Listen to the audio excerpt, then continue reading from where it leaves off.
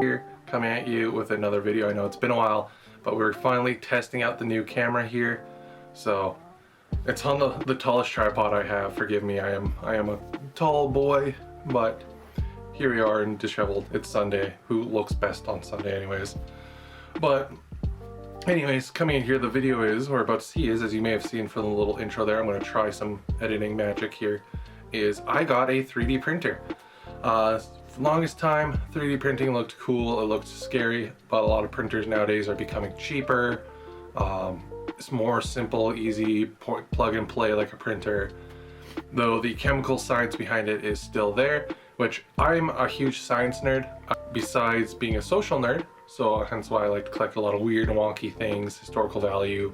I got a 3D printer finally because it was on sale, and I've been working with it for the last couple of weeks to kind of like get good prints, get video for you guys, get photos, and I have enough now that I'm currently actually, as of this video, doing my third print. We can get through that stuff later on in this video, but here we are. We're gonna start here, and before we get into showing you the software and how it works and getting into more detail about the printer, a few things you're gonna need to know starting straight into 3D printing, though I'm not an expert in everyone's living situation, and your body, how it reacts to stuff is different, so you can only take from from experience in kind of just prepping for it. So the first couple of things I'd recommend when you get a 3D printer is it's going to be a big investment, even for your cheaper ones. If you live in a smaller area or you're more susceptible to fumes and chemicals and stuff, and especially if you're just going to be maybe doing the odd D&D mini or a lot of terrain pieces or like case stuff, like household around objects, I would go with the I believe it's called the MDF, the printer that basically has the big metal tray with the nozzle. That stuff is a lot more safer, though both printers are going to have fumes and chemicals. You are heating plastic. Both of them do require some sort of ventilation, so that's going to be the next step here. So those filament ones are a lot more easier to use, a lot less chemicals you're dealing with. It's literally, now they got the science to be just as good. If you can find a lot of the community online, depending on what you're into, will have, the community that you're into will have settings for your printer to make it as best as possible. And they're pretty good, especially if you do a larger scale. I have some examples here I can show you guys later on in the video, but I would say start with one of those. If you do have a bunch of modeling preferences and you want high detail, and somebody, especially if you know somebody to help you, a resin printer is going to be dealing more science. Basically, it's the whole, it makes me feel like when you watch Star Wars and there's just our ship's been hit, and the guy who's Han hops into the ship and starts messing with cables and stuff. You're like, this stuff's so advanced, how does just a normal dude just know how to plug stuff in? So it kind of gives me that feel when I'm using a resin printer. Nowadays they've become very much plug and play, but again, you're gonna need a lot more ventilation. You're gonna need I'd highly recommend a basement of some sorts, or if you do live, say, in an apartment, especially by yourself, if you can keep that thing by your screen door, or if you have a cool shelf, in my house, the bathroom has a shelf on the side of it where you're supposed to put all your towels and medical supplies and other cleaning household items that you need to clean in the side of the thing, and then you can still have the fan going inside of there. Those are just some ideas I could give. In my current situation with others I live with, it's kind of hard to, and we didn't, this wasn't a foresight, this was kind of, it just happened because there was a mega sale.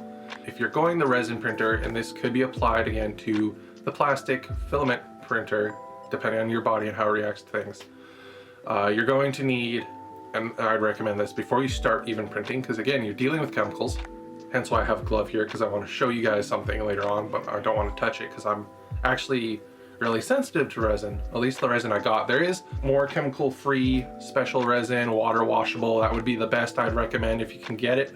IPA or TPM. IPA is forgive me, I can't speak. Isopropyl alcohol, at least 90%. This stuff is going to be more for, and you can get it for dirt cheap. Again, it's going to have a lot of smell anyway, so, but you're dealing with, you know, chemicals and smells, so you're going to have the next item I'll show. But you're going to use this for cleaning out, say, if you have a spill, or cleaning your models, like washing them after, or if your vat, the little tray that holds the liquid, has film buildup on it, you're going to use this to clean it. TPM does the exact same thing, but it's a lot less harsh. It's not as bad smell, but I could not find it anywhere, at least where I live. Close enough. I can. Anyways, then as I was talking about why I have the glove, the second thing you're going to need, or I'd recommend, one of these boys. This is a basic, just, you know, spray painter's mask. It has filters for, you know, particles and stuff. I use it because it helps. It actually does help a lot with the resin. When you're pouring the resin, resin printers do have a cover that's a UV shield. They do pretty well, though I still recommend you print in the dark as you can. You know, normal house lights won't affect it, so if you want to leave a light on. It is very strong. It's very toxic, and when we're in close proximity with it, this will protect you, this mask.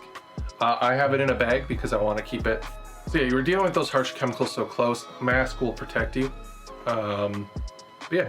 Then lastly, there is now paper towel-like substance that are fiber cloth. If you can afford it, I'd highly recommend it. What you do is you cut them in. I learned this from a YouTube video. You take a sheet, cut it into squares, and you basically just use it to wipe down your vat once you're done printing. When you're in a darker area, you just let it drip. Using a funnel is a lifesaver. What you do is you put the funnel into the bottle of your resin. You put the filter, that most resin printers will come with filters.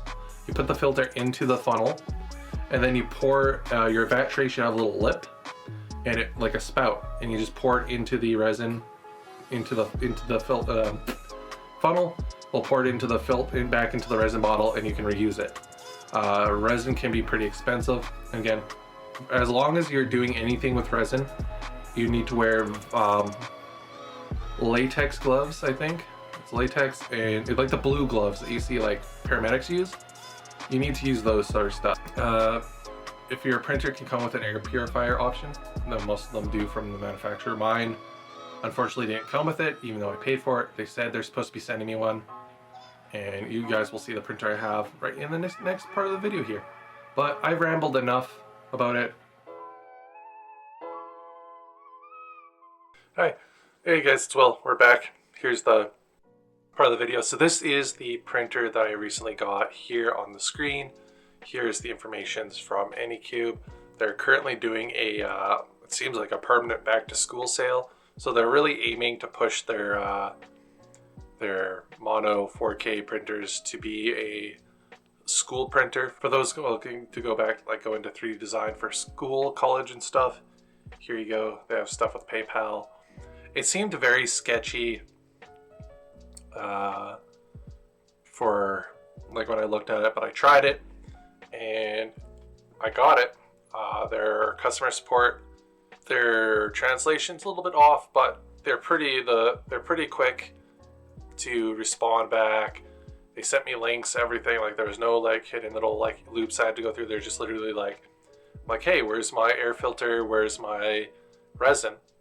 And the person that was on there was like, hey, sorry, air filter's out of stock. Your order's still in. We'll send it to you when we get more. Understandable, air filters and stuff, hard to get nowadays. The other one about the resin was they sent me a link that was on their end for tracking, so I got to see where it was, and luckily it was just in a separate box like a day after coming in with that. So we have the screen here. So that was the details, and here we have the pricing. So as I said, there's a sale going on right here, and I chose this option, so 1 kilogram. So if you look at it, so about 23 American, that they have 24, 25. You guys can do the math, you're smarter than me. then plus the wash and cure machine. Wash and cure machine is pretty good. Though if you get the 8K version, there's a version of the wash and cure where there's a part that bends down to go on top of the model for curing it. I'd buy that separate.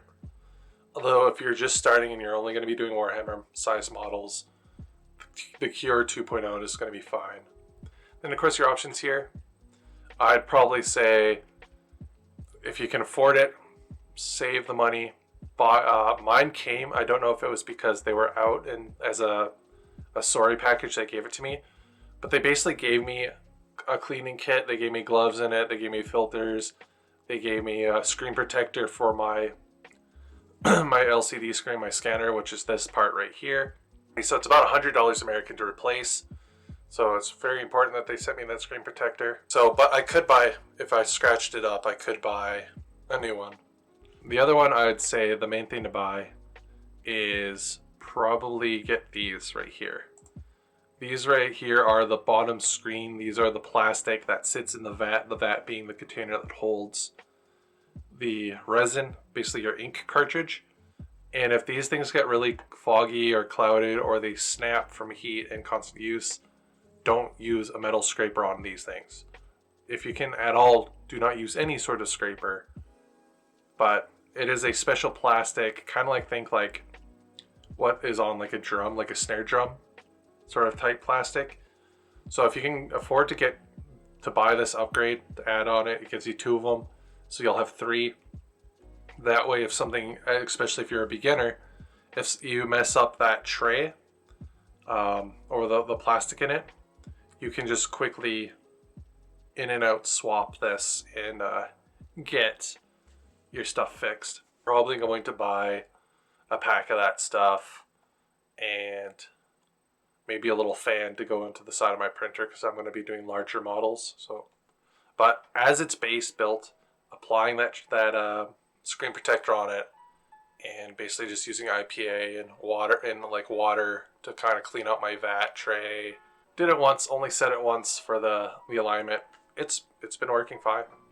So don't worry too much if it's a little bit foggy or whatever, or scratched a bit. As long as if you hold it up to a light, your tray to a light after cleaning it, and it's like clear see-through and you don't see visible fogging and scratches, it's fine. The UV light just needs to go through and be able to like clearly hit the marks that it's lighting up to be. We're looking back here at the slicing program. This is Lychee Slicer. It does resin and filament. So this program is free, or there's a paid monthly subscription, just like all other sort of programs out there. I think Microsoft has some sort of thing built into it. This is the program called Lychee Slicer. It lets, basically this is your program that you use to print. So you're gonna need a little bit of program usage knowledge for this and reading. As you can see, it's free. There's a paid for version that gives you a little bit more options and lets you there's no ads. It's a monthly subscription. You can probably find other programs out there that don't have that, or find a way around it, or just buy it, support these guys, because it's really, really easy. I believe it is one of the most recommended, at least for beginner printing programs out there. So how it will start up here, you got to make an account. You just use a throwaway email, and it has this little thing here that pops up. But when you first start up, you go here. It will basically pop up with a window where it'll be say what printer you're using and your resin and stuff. So it's probably going to pop up like this. So how we want to start this off is we're going to be doing a resin printer. So you can type here. I'm using an Anycubic one. So it even has little pictures of the actual printer pulled from websites or drawings. Ooh, that's cool. It's blue. So I have the Mono 4K. And yep. So, and then you can go here. Here you'll have all your stuff. These are pre-selected, pre-selected settings by the company who makes the printer / what others have used. We'll delete that. We can change the name. So we're gonna just main. I have not touched any settings in that. So here we have, so once you select that, it's gonna ask you for your material. There's default, which we'll just use the defaultness. So you'll have this. What I do is go add. Again, it's gonna show, hey, here's your printer. Your brand is default. I'm using the Anycubic resin. So we'll do that. Mine's the basic. Translucent green. And we want, you can choose here. So resolution here. So this one will give you the best detail, though it might be slower and requires a little bit more. Like it still adds 7 seconds per whatever. So it's going to be more detailed, or you can do success, which is, you know, it might not look the best, but it's going to be stable and it's going to print better. Though you doing little things like adding a little film, like dipping like adding a little bit of resin to your the thing that goes up and down, doing other things like that, adding a little bit of like grease-free sort of like anti-stick stuff. I forget. There's a YouTube video I'll link down below that explains it, but I find just how it is using this 6 user setting right here has actually helps quite a bit. And so I just use that and bam, it's right here. And then I can have more if I have different resin brands, like I want to switch to water. And you can, if you make something that works good and you say your friend wants like, hey, what settings are you using? I'm trying to print this model. You can export it and they can get it, and it saves the website. And because everyone uses accounts and stuff and it is widely used, there is a system so you can see who's using what. And when you do say export a program, it'll pop up here. It'll be like, hey, you exported this program. How well did the printing come out? That will actually upload to the thing. So it'd be like, hey, okay, he used this setting on this printer, made this thing, and it will go towards, you know, the rating system. So we'll look into this. We'll say we'll just start with a basic item, a D20. Here we go. We got our D20. So this is to scale to the, and this is the big one for me, the issue I'm having, is realizing how small this actually is. So this is the size of that tray. So the where this wall is, this gray see-through wall with the grid, that's your printing tray, the metal like platform that goes into the resin and holds your print. So you got to realize this is actually about that size. It's small already for my printer at least. So here we have our basic default. This is where it'll drop you off.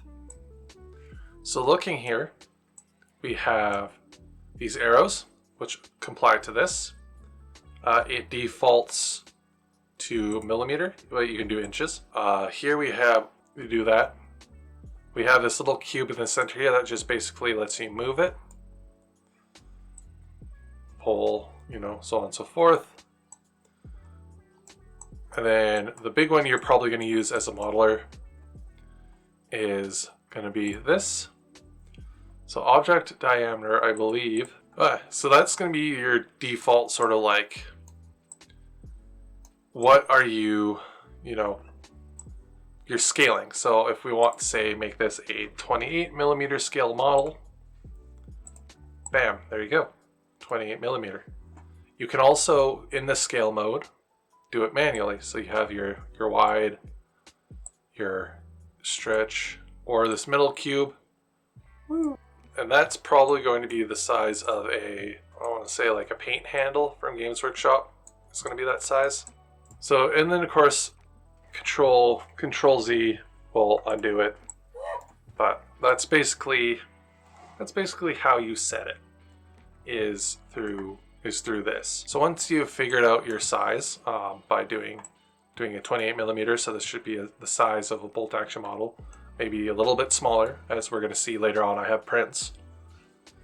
Once you figure that out, you also have your rotation, so we can rotate at the different, you know, axis. This is more for, say, if you want to reorient a model for printing purposes for supports and stuff. Next, but yeah, so this D20 here, so we're good.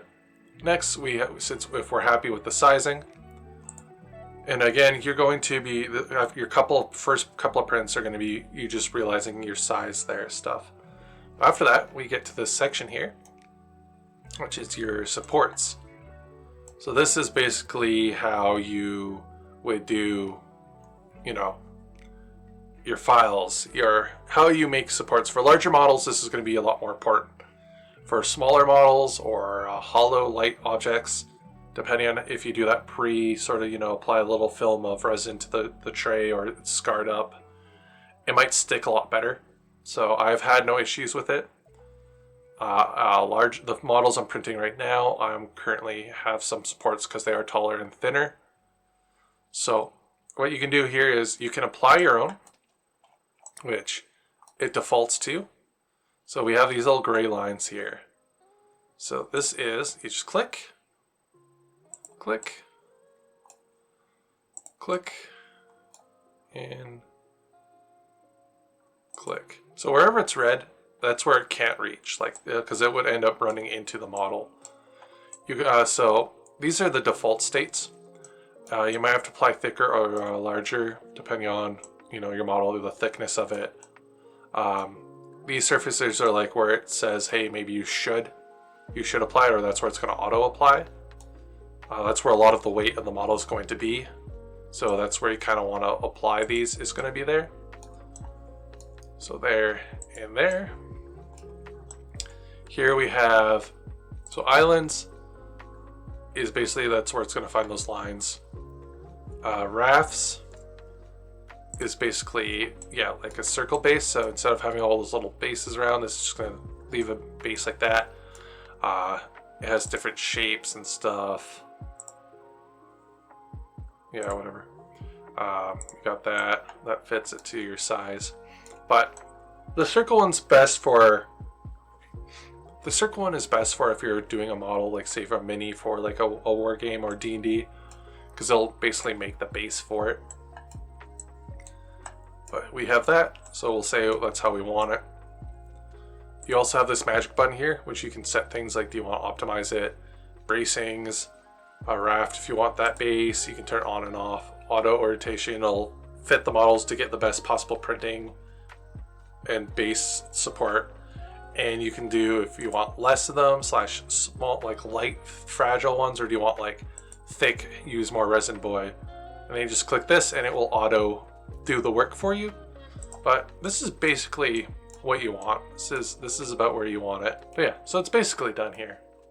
At this point, if you're happy with this is where it is. You can do multiple files and stuff. So after that, you would hit, bam, this, export. And here you have like your last minute, you can do that.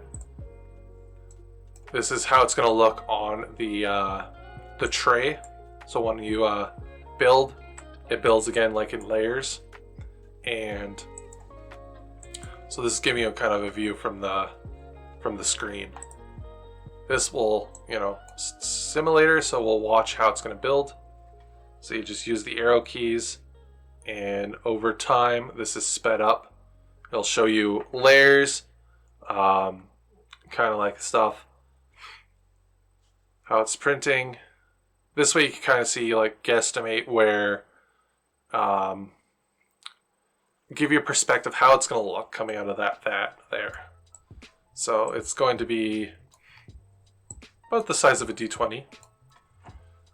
Excuse me. And then, yeah. So when you go here, this is the final thing. Here it shows you, here's your printer setting, how estimated time, your resin. Here's a section here. This is for, like, say if you made a 3D model, it might be a little bit blurry. Say like it's a smaller model, you're expanding, or it's a larger model, you're shrinking. You can, or if you have like some stuff that kind of looks off and like sharp edges that shouldn't be there from a scan or something, you can use contrast blur to kind of smooth it. So if you were, say, raising them, making a small object larger, you'd hit sharpen details. If you're trying to make something look more like smoother organic with skin, or like you're shrinking from a larger to smaller, you'd hit smooth. For the most part, if you're basically, a lot of us who are going to be using 3D printers are just going to be buying models off Kickstarters or websites, or getting free ones to print, like make heads and arms and stuff. You can basically just leave it off. A lot of these things come pre-supported, so all you got to do is import it. Most of the time, if you find one that says like rifle for bolt action or bolt gun for Warhammer, it'll be measured, and you can hit this. So once you figure that out, we're going to hit export to slices. There's going to be an ad here, on the free version. So it's going to pop up. Here we'll have that. You can name it. There you go. You can click save, and here you go. It's going to slice and turn it into a program for the layering, and it's going to be finished. And here you go. This is going to show you, hey, estimated time is an hour with your settings. Here's how much resin you're going to use, a very, very small amount, and how much it's going to cost, and where it's saved. And then you can open the folder to see where it is, so you can drag and drop it into your thing, or if your resin printer's connected to your computer, what have you. But here you go, and it'll auto save. But yeah, so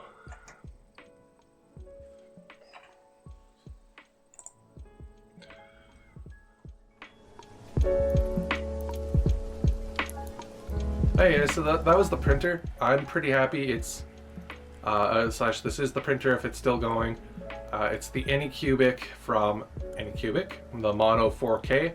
A lot of people had the Mono, what was like 3D or Mono film, whatever. It had like a dome shape, like a vacuum cleaner. But it's pretty good. And like some of the examples here I'll throw up here, photos of the models and stuff, is great.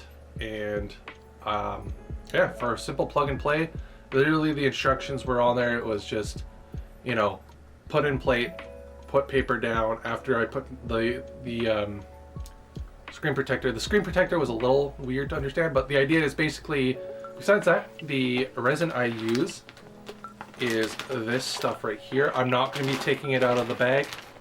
This is the basic resin, translucent green. As you can see, I have my spout there. It came with the printer. There's a 1 kilogram option, a 2 kilogram option, and 3 kilogram. For those who do liquids more than kilograms and stuff, this is 1 liter of resin, 1 fresh. So, and it's pretty hefty. Like, it's gonna last me quite a bit if I'm just doing Warhammer size miniatures. I do plan to do certain vehicles and stuff like that, but yeah, I'm gonna go quickly put this away because smell is smell, and when I come back, we'll talk about details, and I'll show you some of the prints I got. So we're back here with some models with our nice shots and stuff you've seen there. So here we go, you guys. Here we have is a basic Sister Battle model, but your 32 mil based game. Here we have is a track that I've printed from the model from the 3D printer. This is a SDKFZ track piece. This came out to be about 16 millimeters from default from the printer, so that piece came out too small. Here we have is the 16. This is 16 millimeter. This is a model of a Tau ethereal somebody has made. Then lastly, we have the 40 millimeter bust that I printed and painted up last night. Though my paints are a little bit chunkier than normal, but this is it right here. And not bad. There's an issue in the shoulder here, but that's just because it was printed on its side. I should have had it standing up with supports. So with that, guys, this has been my video on 3D printing. Thank you for stopping by. I'm gonna go quickly you know, do the thing that you do before the next day, which is Monday is the work day. Go prep for that, which includes a lot of cleaning. So make sure the house and, you know, yourself, personal hygiene is important. But anyways, thank you for watching. Thank you for dealing with my ugly mug and my interest in the hobbies. Oh yeah, this is the filament boyo, filament boyo. And yeah, so as you can see, there'll be photos of them here showing up soon. That, yeah, you can get just quite as good as you want with printers. They're very easy to learn, like just from looking at it and kind of playing with the software. I kind of figure out the basics.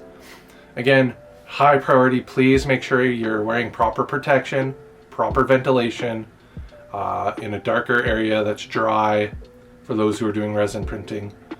And constantly washing your hands between whatever you do. Resin can be a fickle bitch, and it's can affect you pretty badly, and it's not going to be fun. So please be careful with it. Have fun. It is okay to still buy models. Like, I personally am not going to be buying, like, printing vehicles off this printer. I'm going to stick it to you know, weapon options, head options, bodies, models, joke pinup models, stuff like that, joke things. I'm gonna save it for that, or cool sculptures, or if people, you know, their VR chat avatars, they want to print them off and I'll paint them for them, stuff like that. I'll save it for that, but or if I want, but yeah, I'm gonna still buy my vehicles from Warlord, or Tamiya, you know. I'm gonna buy the very exclusive special name character models from them and kind of fill it out. Besides that, I'm at my part of my hobbying career where I am now painting and buying to paint for the fun of it, not to add to my army. I don't think modeling as it is with 3D printing, I think 3D printing is going to just be another option to buy. It's just going to be how you could buy PDFs versus physical books of like codexes back in the day. I think that's about it. I covered it. Make sure you're subscribed. YouTube's doing the thing again where they're unsubscribing people. So I've been hit by a bunch of my channels that I personally follow. I've been unsubscribed to. So yeah, make sure you're checking that out. All that stuff. Be safe while printing. Have fun modeling, because remember, it's a hobby unless it's a career for you, which, hey, props on you.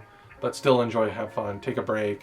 It's okay to, you know, not go painting for a while, but, you know, paint more minis, as the Miniac would say. Best channel for miniature painting, I love, and his friend Ninjon. Check them out. But yeah, I hope they do a video about 3D printing, how to start, because they do one about airbrushing and about painting. So maybe they can do one about 3D printing. They're never going to see this video, but, you know, hopes to that. So I'm getting tired of looking at myself here in the thing and looking disheveled and gross. So I'm going to go remedy that situation here. We will see you guys in the next video. Bye-bye now. Bye-bye. Bye-bye now. Bye-bye.